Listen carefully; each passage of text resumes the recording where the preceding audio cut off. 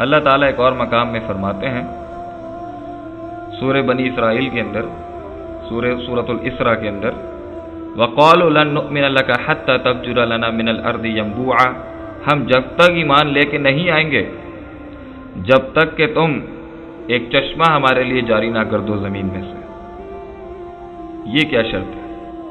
تب بھی وہ ایمان نہیں لے کے آئے، بڑے بڑے معجزے دکھائے گئے اس قوم کو، تب بھی وہ ایمان لے کے نہیں آتے۔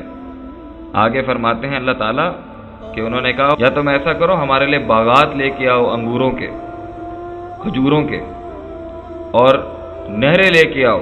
ریورز لے کے آؤ ہمارے ساتھ کثرت کے ساتھ، پانی کے ساتھ، یا پھر ایسا کر کے دکھاؤ ہمیں کچھ، او تسقط السماء كما زعمت علينا كسفا او تأتي بالله والملائكة قبيلا، یا پھر ایسا کرو کہ آسمان کے ٹکڑے کر کے دکھا دو، اور اگر یہ نہیں کر سکتے تو پھر ایسا کرو اللہ اور فرشتوں کو بولو ہمارے سامنے فیس ٹو فیس آ جائے، اور اگر تم یہ بھی نہیں کر سکتے تو ایسا کرو او یکون لک بیت من زخرف، ہمارے لیے سونے کا گھر بنا کے دکھاؤ، او ترقى في السماء، یا آسمانوں میں چڑھ جاؤ،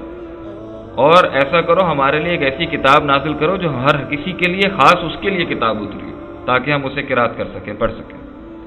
تو نبی نے یہی جواب دیا، قل سبحان رب هل كنت الا بشرا رسولا، کہ میرا رب پاک ہے، میں تو ایک انسان ہوں، ایک بشر ہوں، اس کا پیغام لے کے آیا ہوں تمہارے پاس۔ یہ سب کام تو اللہ کی مدد سے ہی ہو سکتے ہیں،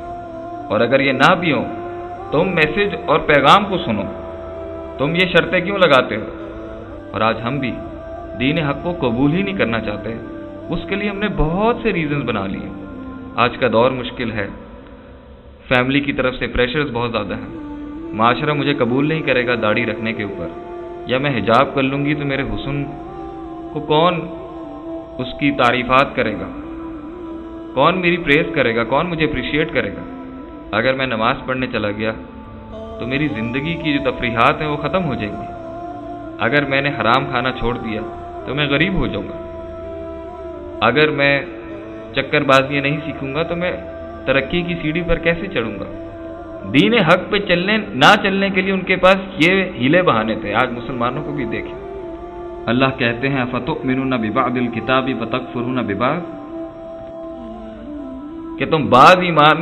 لے کے آتے ہو بعض کتاب کے حصے کے اوپر اور بعض کے ساتھ کفر کرتے ہو۔ یہودی یہی کرتے تھے، کہتے تھے ہم کچھ حصہ لے لیں گے